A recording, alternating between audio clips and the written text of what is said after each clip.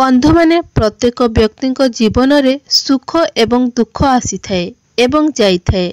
मात्र बेले बेले आम जीवन में किछि एपरी समस्या आसी थाए जहा जीवार ना ही नहीं न थाए। एही कारणरू ही आमे सबुबेले चिंताग्रस्त रही थाउ एवं एपरी परिस्थिति रे आमे माने ईश्वरंको शरण नहीं जाई थाउ एवं आमे जदि वास्तव में प्रकृत श्रद्धा एवं विश्वास सहित भगवान को डाकी थाउ तेबे से आमको सही समस्या बाहर को मध्य नहीं आसी थांती। तो एपरी परिस्थिति रे आज मु आपण मानकु एक एपरी उपाय विषय कहवाकू जाउछि जेउ उपाय को पालन करे आपण निज जीवन रे चलीथिबा अनेक गुड़ाए समस्यार समाधान करि परिबे। बंधु माने आपण माने जानिथिबे आजिकालीर दुनिया रे आमर बंधु कम एवं शत्रु अधिक रही थांती। एपरी किछि व्यक्ति आम सहित रही थांती जो माने उपरकु तो आमर बंधु भली व्यवहार करि थांती, मित्र भली देखाई होई थांती, किंतु वास्तव में से माने आमर शत्रु ही होई थांती। आमर उन्नति को से माने सही पारि न थांती, जहा फल रे आमको समस्या रे पकाइबा पई से माने अनेक प्रकारर चेष्टा मध्य करि थांती। तेबे शत्रु आपणकर कार्य क्षेत्र रे थाई पारंती, आपणक व्यवसाय क्षेत्र रे थाई पारंती, आपणकर पाख पड़ोसी रे मध्य थाई पारंती। तो एपरी परिस्थिति रे शत्रु मानक ठारू रक्षा पाइबा पई आपणकर शत्रु मानकर विनाश पाई आपण एही उपायटी निश्चित भावरे पालन करि परिबे। बंधु माने आपणको उपरे कोनोसी नकारात्मक शक्तिर प्रभाव रही थाए किंबा कोनोसी कला जादुर प्रयोग करा जाई थाए तेबे आपण आपणको जीवन रे कदाबी उन्नति करि पारन थांती।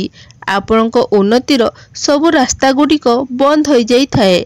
तो आपण जदि एही उपायटी को करि नउछंती तो निश्चित भावरे एही सब समस्या गुडिक आपणको जीवनरु दूर होई जिवो। तेबे आज मु आपणको नाली रंकार एपरी एक उपाय विषय कहवाकू जाउछि। जदि एही उपाय गुडिक आपण करिनियंती तो आपणको जीवनरु शत्रु भय दूर होई जिवो एवं आपणको उपरु सब खराब शक्तिर प्रभाव मध्य दूर होई जिवो।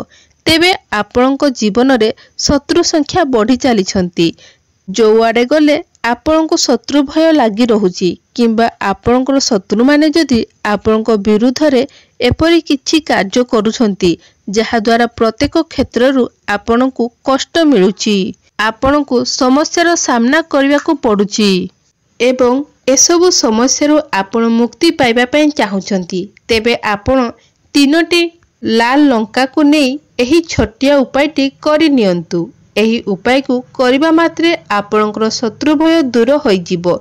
शत्रु माने आपणकर कोनोसी भी क्षति करि परिबे नाही। जेमिति नाल लंकाटी बहुत राग होई थाए सेमिति एहार रागपण द्वारा एहा आपणकर शत्रु मानकर सबु शक्ति को मध्य नष्ट करि देबो, सबु योजना गुडी को मध्य नष्ट करि देबो। एहा व्यतीत खराब नजररू आपण को रक्षा करिथाए। समस्त प्रकारर नकारात्मक शक्ति को एहा तुरंत नष्ट करि देई थाए। बंधु माने नजर उतारिबा पई नाली रंकार एवं गोलमर्चर उपाय ही प्रभावशाली होई थाए। बंधु माने एही नाली रंकाटी एते चमत्कारी होई थाए, एते प्रभावशाली होई थाए जे आपण जेमिति ही एहार उपाय को करि नै थांती एहा तुरंत ही तार फल आपण को देखाई देई थाए। गोटे रु 2 दिन मध्यरे आपण एहार प्रभाव निज जीवन रे देखिबा को पाई परिबे। तेबे बंधु माने आसंतु जानि नेबा एही उपाय को आपण को किपरि भाबरे एवं केउ समय रे करिवार अछि।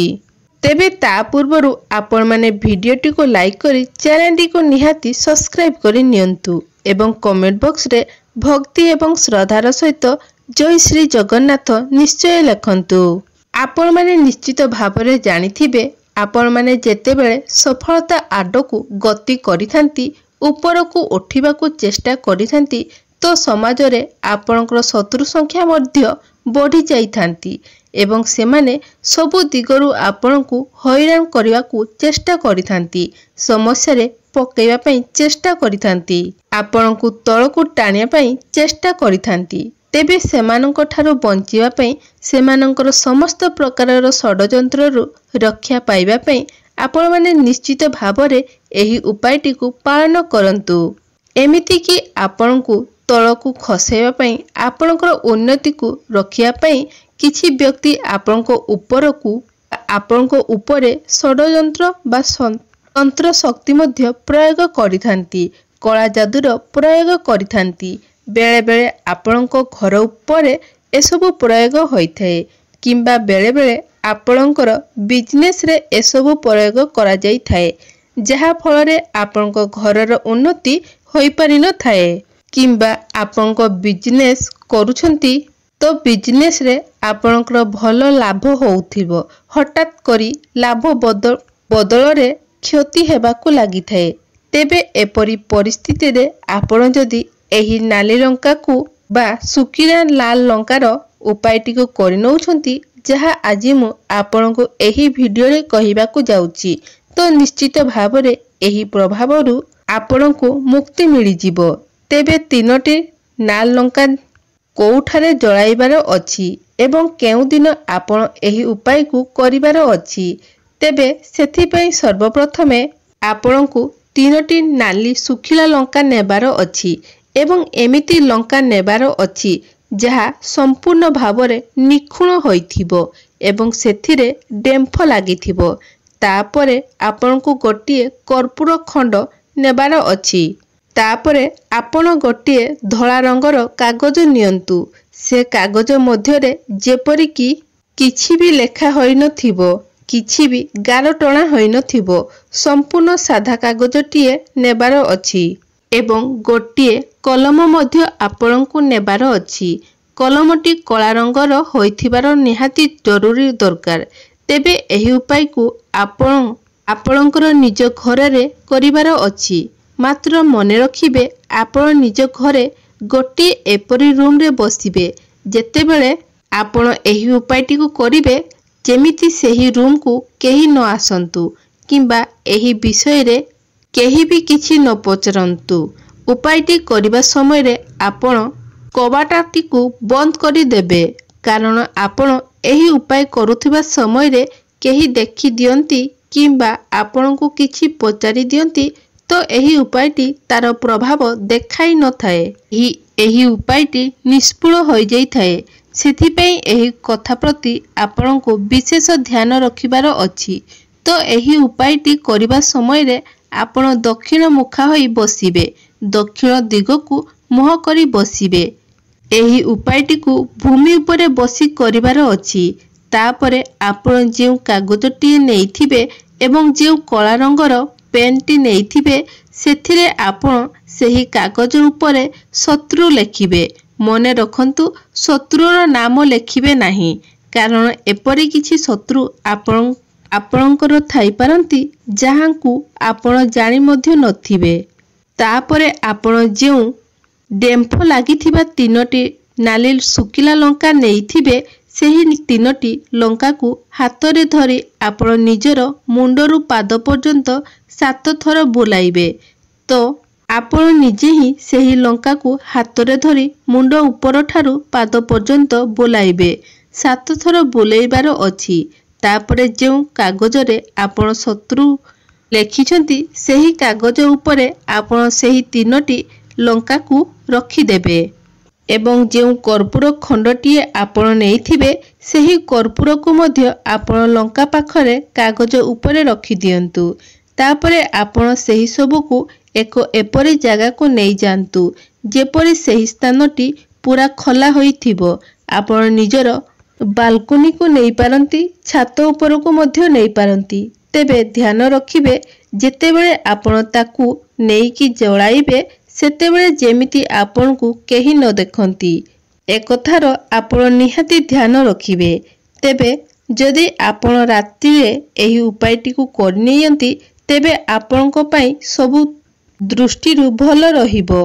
तेबे सेही लाल लंका एवं सेही कागज जहा उपरे आपण शत्रु लेखिचंती एवं सेही कर्पूर खंड को एकाठी करी आपण जाली दियंतु, जेमिति संपूर्ण भावरे सबु किछि जळी जीवो। सेही भली आपण ताकू जळाइबे, अर्थात जेउ जिनिस गुड़िक आपण नेइछंती ସେହି ଜିନିଷ ଗୁଡ଼ିକ ସମ୍ପୂର୍ଣ୍ଣ ଭାବରେ ଜଳାଇବେ।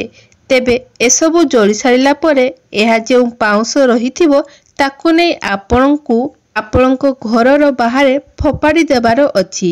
ଯଦି ଏହି ଉପାୟଟିକୁ ଆପଣ ରାତ୍ରି ସମୟରେ କରୁଛନ୍ତି ତ ଆପଣ ଏହାର ପାଉଁଶକୁ ତା ପର ଦିନ ମଧ୍ୟ ଫୋପାଡ଼ି ପାରିବେ ଏବଂ ଚାହିଁଲେ ସେହି ସମୟରେ ମଧ୍ୟ ଆପଣ ତାକୁ ଫୋପାଡ଼ି ପାରିବେ। ଏବଂ ଯେତେବେଳେ ଆପଣ ସେହି ପାଉଁଶକୁ ଫୋପାଡ଼ିକି ଆସିବେ ତ ଭୁଲରେ ବି ମଧ୍ୟ ଆପଣ ପଛକୁ ଚାହିଁବେ ନାହିଁ। ଫୋପାଡ଼ି ସାରିଲା ପରେ ସିଧା ଆପଣ ଆପଣଙ୍କ ଘରକୁ ଆସିବେ। ବିଲକୁଲ ବି ଆପଣ ପଛକୁ ଚାହିଁବେ ନାହିଁ, ଯାହାକି ଆପଣଙ୍କୁ ଏହି କଥାର ସମ୍ପୂର୍ଣ୍ଣ ରୂପେ ଧ୍ୟାନ ରଖିବାର ଅଛି। ଏହି ଉପାୟଟିକୁ ଆପଣ ସପ୍ତାହର କୌଣସି ବି ବାରରେ କରିପାରିବେ। କୌଣସି ବି ଦିନରେ ଆପଣ ଏହି ଉପାୟଟିକୁ କରିପାରିବେ। ତେବେ ମନେ ରଖନ୍ତୁ, ଏହି ଉପାୟଟିକୁ ଆପଣଙ୍କୁ 3 ଥର କରିବାର ଅଛି, ଅର୍ଥାତ୍ 3 ଦିନ ଆପଣଙ୍କୁ ଏହି ଉପାୟଟିକୁ କରିବାର ଅଛି। ଯଦି ଆପଣ 3 ଥର ଲଗାତାର ଏହି ଉପାୟଟି କରିନେଉଛନ୍ତି ତ ନିଶ୍ଚିତ ଭାବରେ ଏହାର ପ୍ରଭାବ ଆପଣଙ୍କ ଜୀବନରେ ଦେଖିବାକୁ ପାଇପାରିବେ। ଆପଣଙ୍କର ସମସ୍ତ ଶତ୍ରୁ ଧୀରେ ଧୀରେ ଦୁର୍ବଳ ହୋଇଯିବେ। ଆପଣଙ୍କର ବିରୁଦ୍ଧରେ ସେମାନେ ଆଉ କୌଣସି ବି ଷଡ଼ଯନ୍ତ୍ର କରିପାରିବେ ନାହିଁ, ବା ଯଦି ବି କରୁଛନ୍ତି ତ କୌଣସି ବି ପ୍ରଭାବ ଆପଣଙ୍କ ଉପରେ ପଡ଼ିବ ନାହିଁ। ସେମାନେ ଆପଣଙ୍କର କୌଣସି ବି କ୍ଷତି କରିପାରିବେ ନାହିଁ। ଏହା ସହିତ ଆପଣଙ୍କ ଉପରେ କିଛି ଯଦି ନଜର ଦୋଷ ଥିବ କିମ୍ବା କୌଣସି ବି କଳା ଯାଦୁର ପ୍ରଭାବ ଆପଣଙ୍କ ଉପରେ କରାଯାଇଥିବ ତେବେ ତାହା ମଧ୍ୟ ସମ୍ପୂର୍ଣ୍ଣ ରୂପେ ନଷ୍ଟ ହୋଇଯିବ ଏବଂ ଧୀରେ ଧୀରେ ପୁଣି ଥରେ ଆପଣ ଉନ୍ନତି କରିବାକୁ ଲାଗିବେ। ଆପଣଙ୍କ ଘର ହେଉ କିମ୍ବା ଆପଣଙ୍କ ବିଜନେସ୍ ହେଉ, ଆପଣ ଧୀରେ ଧୀରେ ଏସବୁରେ ଉନ୍ନତି ଦେଖିବାକୁ ପାଇପାରିବେ। ଏହା ବ୍ୟତୀତ ଲାଲି ଲଙ୍କାର ଆହୁରି ଅନେକ କିଛି ଉପାୟ ରହିଛି। ତେବେ ଯଦି ଆପଣଙ୍କୁ ଦୀର୍ଘ ସମୟ ଧରି କୌଣସି ରୋଗ ବେମାରୀ ଲାଗି ରହିଛି, ଅନେକ ଚେଷ୍ଟା ପରେ ମଧ୍ୟ ଆପଣଙ୍କର ସ୍ୱାସ୍ଥ୍ୟରେ ସୁଧାର ଆସିପାରୁନାହିଁ, ତେବେ ସମସ୍ତ ପ୍ରକାରର ରୋଗ ଏବଂ ଦୋଷକୁ ଦୂର କରିବା ପାଇଁ ଆପଣ 7ଟି ନାଲି ଲଙ୍କା ନିଅନ୍ତୁ, କିଛି କଳା ରାଶି, 7ଟି ଜାଇଫଳ ଏବଂ କିଛି ଫିଟିକିରି ନିଅନ୍ତୁ। 7ଟି ଫିଟିକିରି ଖଣ୍ଡ ନେଇ ଆସନ୍ତୁ। ଗୋଟିଏ ଲାଲ କପଡ଼ାରେ ଏହି ସବୁକୁ ଆପଣ ରଖିଦିଅନ୍ତୁ ଏବଂ ଏହାକୁ ଗୋଟିଏ ପୁଟୁଳି ବନାଇ ଦିଅନ୍ତୁ। ତାକୁ ନେଇ ଯଦି ଆପଣଙ୍କ ଘରର କୌଣସି ସଦସ୍ୟ ଦୀର୍ଘ ଦିନ ଧରି କୌଣସି ବେମାରୀରେ ପଡ଼ି ରହିଛନ୍ତି ତ ତାଙ୍କ ପାଖରେ ଏହି ପୁଟୁଳିଟିକୁ ରଖିଦିଅନ୍ତୁ। ତେବେ ଏହି ଉପାୟଟିକୁ ଆପଣଙ୍କୁ ଶୁକ୍ରବାର ଦିନ କରିବାର ଅଛି, ତ ଶୁକ୍ରବାର ଦିନ ଆପଣ ସେହି ପୁଟୁଳିଟିକୁ ନେଇକି ତାଙ୍କ ପାଖରେ ରଖିଦିଅନ୍ତୁ। ତାପରେ ତା ପରଦିନ ଅର୍ଥାତ୍ ଶନିବାର ଦିନ ସେହି ପୁଟୁଳିକୁ ନେଇକି ଆପଣଙ୍କ ଘର ପାଖରେ ଥିବା କୌଣସି ବି ଅଶ୍ୱତ୍ଥ ଗଛ ମୂଳରେ ରଖିଦିଅନ୍ତୁ। ଯଦି ଆପଣ ଏପରି କରୁଛନ୍ତି ତେବେ ସେହି ବ୍ୟକ୍ତିଙ୍କର ସ୍ୱାସ୍ଥ୍ୟରେ ଧୀରେ ଧୀରେ ସୁଧାର ଆସିବାକୁ ଲାଗିବ ଏବଂ ସେ ନିଜକୁ ସୁସ୍ଥ ଅନୁଭବ କରିପାରିବେ। ଯଦି ଆପଣଙ୍କର ଧନ କୌଣସି ଜାଗାରେ ଅଟକି ଯାଇଛି, ଆପଣ କାହାକୁ ଧାର କରଜରେ ଦେଇଛନ୍ତି, ତାହା ଆପଣଙ୍କୁ ଫେରସ୍ତ ମିଳିପାରିବ। ଫେରସ୍ତ ମିଳୁନାହିଁ କିମ୍ବା କୌଣସି କାରଣରୁ ଆପଣଙ୍କର ଟଙ୍କା କେଉଁଠାରେ ଅଟକି ଯାଇଛି ଏବଂ ଆପଣଙ୍କୁ ତାହା ମିଳିପାରୁନାହିଁ, ଅନେକ ଚେଷ୍ଟା ପରେ ମଧ୍ୟ ସେହି ଟଙ୍କା ଆପଣଙ୍କୁ ମିଳିପାରୁନାହିଁ, ତ ଆପଣ ଗୋଟିଏ କପଡ଼ାରେ ଲାଲ ଲଙ୍କାକୁ ବାନ୍ଧି ରଖିଦିଅନ୍ତୁ ଏବଂ ଗୋଟିଏ ସପ୍ତାହ ପରେ ସେହି କପଡ଼ାକୁ ବଦଳାଇ ଦିଅନ୍ତୁ। ଏପରି ଯଦି ଆପଣ କରନ୍ତି ତ ଆପଣଙ୍କର ଅଟକି ରହିଥିବା ଧନ ପୁଣି ଥରେ ଆପଣଙ୍କୁ ମିଳିପାରିବ। ବନ୍ଧୁମାନେ, ଯଦି ଆପଣ ବେପାର ବାଣିଜ୍ୟ କରୁଛନ୍ତି ଏବଂ ସେଥିରେ ଆପଣ ସବୁବେଳେ ଲାଭ ପ୍ରାପ୍ତି କରିବା ପାଇଁ ଚାହୁଁଛନ୍ତି, ଆପଣଙ୍କ ବେପାରକୁ ଆପଣ ଆଗକୁ ବଢ଼ାଇବା ପାଇଁ ଚାହୁଁଛନ୍ତି, ତ ସେଥିପାଇଁ ମଙ୍ଗଳବାର ଦିନ ଆପଣ 7ଟି ନାଲି ଲଙ୍କା ନେଇ ଆସନ୍ତୁ ଏବଂ ଗୋଟିଏ ଧଳା କପଡ଼ାରେ ସେହି ନାଲି ଲଙ୍କାକୁ ବାନ୍ଧି ଆପଣ ଗୋଟିଏ ପୁଟୁଳି ବନାଇ ଦିଅନ୍ତୁ ଏବଂ ତାକୁ ନିଜର ଧନ ରଖୁଥିବା ସ୍ଥାନରେ ନେଇ ରଖିଦିଅନ୍ତୁ। ଏହି ଉପାୟଟିକୁ କରିବା ଦ୍ୱାରା ବେପାରରେ ଆପଣଙ୍କର ଆଉ କେବେ ବି କ୍ଷତି ହେବ ନାହିଁ ଏବଂ ଆପଣଙ୍କର ବେପାରରେ ଆପଣଙ୍କର ଉନ୍ନତି ହେବାକୁ ଲାଗିବ, ଆପଣଙ୍କର ଧନରେ ବୃଦ୍ଧି ହେବାକୁ ଲାଗିବ। ତେବେ ବନ୍ଧୁମାନେ, जदि भिडियोटी आपको भल लगी थाए तेबे भिडियो को लाइक करी चैनल को निहाती सब्सक्राइब करी नेबे एवं तले थिबा कमेंट बॉक्स रे भक्ति एवं श्रद्धार सहित जय जगन्नाथ जय माँ लक्ष्मी निहाती लिखिबे।